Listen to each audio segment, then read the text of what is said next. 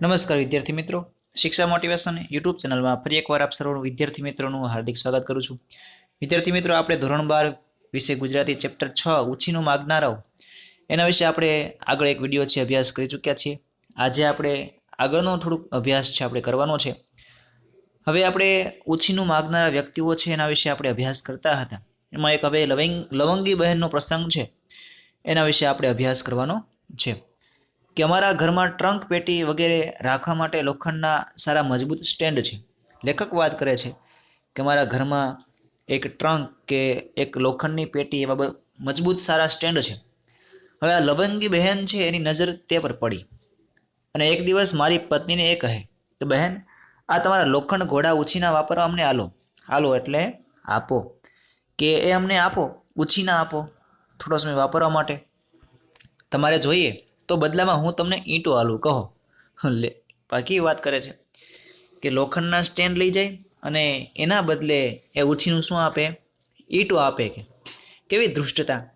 તમારા ઘોડા સાથે મારો ગધેડો રાખો। શું કે છે? તમે ઘોડો છે મને આપો અને ગધેડો છે તમે રાખો, એવી વાત થયા।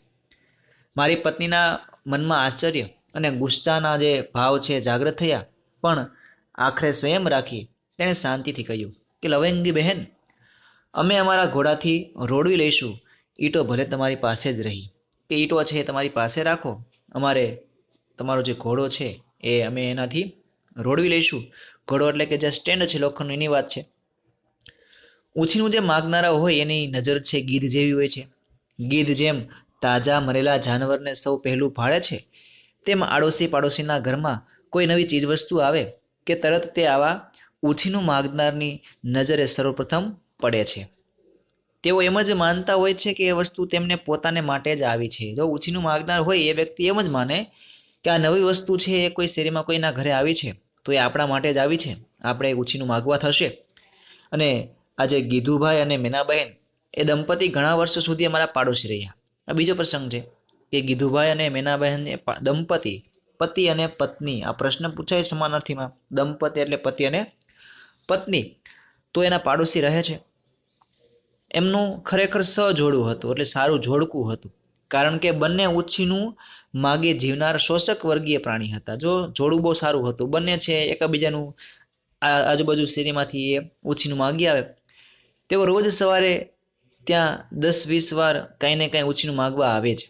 લેખક કહે છે કે અમારા ઘરે છે રોજ આખો દિવસમાં 10થી 20 વાર કંઈક ને કંઈક વસ્તુ માગવા આવે। કોઈ નવી વસ્તુ, કાંઈ નવું રાજ મેં ખરીદ્યું હોય તે તેઓ તુરત જ જુએ અને બોલી ઉઠે, સારું થયું, લો, અમારે આના વિના ઘણી આપદા પડતી। આપદા એટલે મુશ્કેલી પડતી, સારું થયું તમે લઈ લીધું, હવે અમારે કાયમનું સુખ છે થઈ ગયું, એટલે કે માગવા થશે અને અમને વાપરવા મળશે। અમારે ત્યાં એક પણ નવી વસ્તુ એવી નહીં આવી હોય જેનો પ્રથમ ઉપયોગ, જેનો ઉદ્ઘાટન વિધિ આ દંપતીએ નહીં કર્યો હોય। લેખક જો ઉદ્ગારથી, આશ્ચર્યથી કહે છે, ઉદ્ગાર આપે છે કે અમારા ઘરમાં એવી એક વસ્તુ એવી નહીં આવી હોય કે એ વસ્તુ છે લીધી હોય અને પ્રથમ ઉપયોગ છે એણે કર્યો હોય અથવા તો ઉદ્ઘાટન કર્યું હોય, એવું બન્યું નથી। આજ અમારી પાસે અમારી જરૂરિયાત કરતાં બમણા દાળ, દાણા, મરી મસાલા, સાધન સામગ્રી અને રાજ રચેલું તે બધું અમારા પાડોશી જે દંપતી છે એને આભારી છે, કારણ કે એ લઈ આવે પછી પાછા લઈ જાય, કે તોડફોડ કરી આવે તો પાછું નવું છે લઈ લે। તેઓ પાડોશમાં રહ્યા ત્યાં સુધી અમે તેમને માટે દરેક ચીજ વસ્તુ લાવી સાચવનારા ટ્રસ્ટીઓ જ રહ્યા। કે કોઈ વસ્તુ છે લઈ આવે અને પછી એ વાપરવા લઈ જાય અને પછી પાછા લઈ જાય, વધારે તો જે માગી જાય એના ઘરે જ છે પડ્યું રહેતું। તેઓ જે કાંઈ ઉછીનું લઈ જાય તે કાંઈ મળે તો પાછું આવી જાય જ નહીં। શું કે છે કે જે લઈ જાય એ પાછું આવે એવું નક્કી નહીં। તેથી કેટલીક વસ્તુ અમારે તેમની ગણતરીએ વધારે લાવવી પડતી। એમની ગણતરી કે એ છે માગી જશે એટલા માટે એની ગણતરી કરી અને વધારે છે લાવવી પડતી। જો તેમ ન કરતા તો એવા કેટલાય પ્રસંગો આવતા જ્યારે અમારે છે એ વસ્તુઓ જે લોકો ઉછીને લઈ જતા અને ખરે ટાણે અમે તેના વિના ઠઠિયા રહેતા। શું કે છે કે અમુક વસ્તુ એવી પણ હતી કે અમુક પ્રસંગ આવે તો એ વસ્તુની જરૂર પડે પણ બાજુમાં ઉછીનું લઈ ગયા હોય તો એ વસ્તુ છે એ ટાણે જે જરૂર પડી હોય ત્યારે ન મળે એમ પોતે ઠઠિયા રહે। આ કારણથી આજે અમે પૂર્ણ પરિગ્રહી જ નહીં પણ બેવડા પરિગ્રહવાળા થઈ ગયા છીએ। જો શું કીધું? પરિગ્રહ. પરિગ્રહ એટલે શું? પરિગ્રહ એટલે કે જરૂરિયાત કરતાં વધારે વસ્તુઓ રાખવી, એને શું કહેવાય? પરિગ્રહ. શબ્દ સમૂહ પૂછાઈ શકે કે પરિગ્રહનું શબ્દ સમૂહ લખવાનું હોય તો જરૂરિયાત કરતાં વધારે વસ્તુઓ સાચવવી. અમારી પાસે 2 કુટુંબનો ઉપયોગમાં આવી શકે તેટલા ઘણા મરી મસાલા, ગાદલા, ગોદડા, ઠામ વાસણ, અરે પેન, ઘડિયાળ સુદ્ધા છે, કારણ કે ઉછીનું છે માગી જાય, જેથી કરીને એ લોકો છે એના માટે પણ લઈ આવે, જેથી કરીને એના ઘરે છે પડ્યું રહે. પણ મને લાગે છે કે આ હકીકત મેં કહી દીદીએ પણ ભૂલ કરી. મને ભય લાગે છે કે આપણા સમાજમાં ઠેર ઠેર વસતા ઉછીનું માગી જીવનારા જે પરોપજીવો છે એ મને ખાસ પત્ર લખી, અલબત્ત પાડોશી પાસેથી પોસ્ટકાર્ડ ઉછીનું માગીને કે પછી નોટ પેન મારી પાસેથી આ બધી વસ્તુઓ ઉછીની મંગાવશે. ખેર, થયું તે થયું. લેખક કહે છે કે મેં તમને આ બધી વાત કરી, આ જે ચેપ્ટર છે એમાં એ પણ એક મોટી ભૂલ કરી, કારણ કે અમુક વ્યક્તિઓ છે આ પાઠ વાંચશે પછી કે મને પોસ્ટકાર્ડ લખશે, પણ એ લખશે કઈ રીતે? એ પણ પોસ્ટકાર્ડ ઉછીનું માગીને, અથવા તો નોટ પેન છે એ પણ ઉછીનું માગીને પછી મને પત્ર લખશે. એટલા માટે અમે એક મોટી ભૂલ કરી નાખી, એવું લેખક કહે છે. આ ઉછીનું માગનારાઓની એક ખાસિયત એ હોય છે કે તેઓ ઉછીની લીધેલી વસ્તુઓ બેપરવાહીથી વાપરે છે, પરવા ન રાખે. પોતાની વસ્તુ હોય તો આપણે બધા પરવાથી વાપરીએ, સાચવીએ, પણ એ સાચવણી કરે નહીં, કારણ કે તે તેમની હોતી નથી. પછી જ્યારે વસ્તુ ભાંગે તૂટે ત્યારે કાં તો એ વસ્તુનો દોષ કાઢે છે અથવા તો આપણો. વસ્તુનો દોષ કાઢવો, દોષ એટલે ભૂલ, કાંઈ વસ્તુનો દોષ કાઢે કે વસ્તુ સારી નહોતી, અથવા તો આપણો દોષ કાઢે, આપણી ભૂલ કાઢે કે તમે વસ્તુ સારી લેવા નહીં હોય એટલા માટે છે તૂટી ગઈ હશે.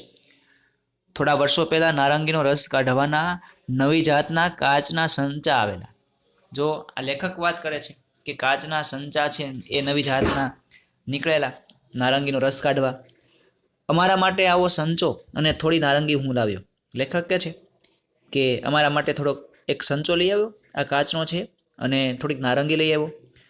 પણ ગીધ દ્રષ્ટિ ગીધુભાઈ અને મીની દ્રષ્ટિ જે મીનાબહેન છે તે આ દેખી ગયા. એ જોઈ જાય છે કે સંચો આ ઘરે આવ્યો લાગે છે અને નારંગી પણ લાવ્યા છે.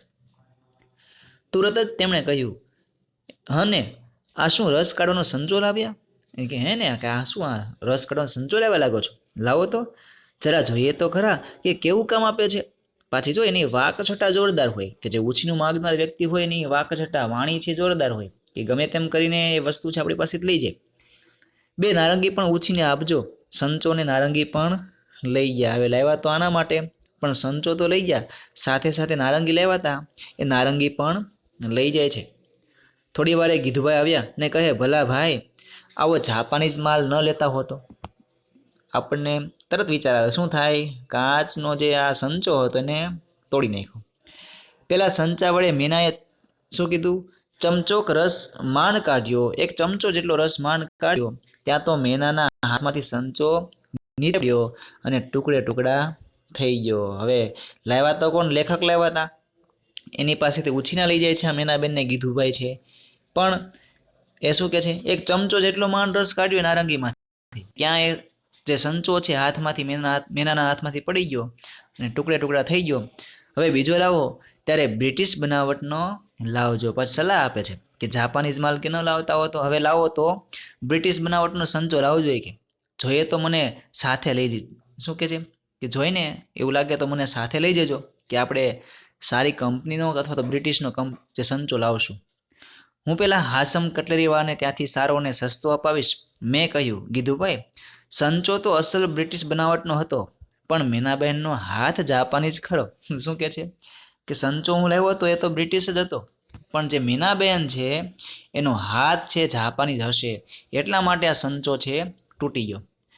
ગીધુભાઈ કહે, અરે ના ના, એ તો મને પણ પીસી નાખે એવી છે. બાકી સંચામાં તડ પહેલેથી જ હશે. શું કે છે? તડ એટલે કે તિરાડ છે પહેલેથી હશે તો જ આ સંચો તૂટી જાય, બાકી તૂટે નહીં.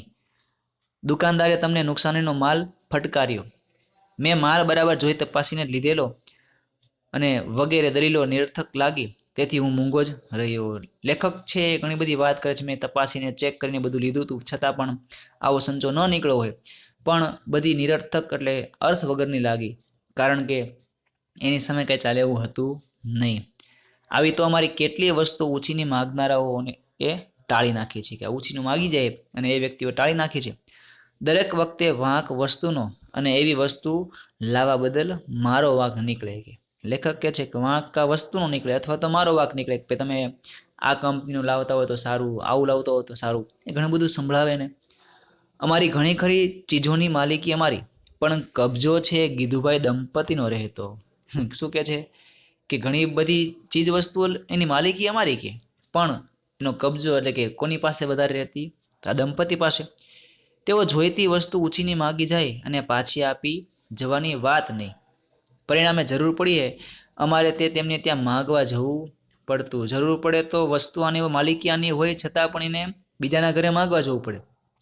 પણ તેનો ઉપયોગ અમે પૂરો ન કર્યો હોય ત્યાં તેમની ફરી માગણી આવી જ હોય. લેખક કે છે એ વસ્તુ અમારી હોય એમ પાછી લઈ આવ્યા હોય, પણ હજી એનો ઉપયોગ કર્યો હોય ન કર્યો હોય ત્યાં તો શું થાય, એ વ્યક્તિઓ છે પાછા આવી અને પાછી છે વસ્તુ લઈ જાય.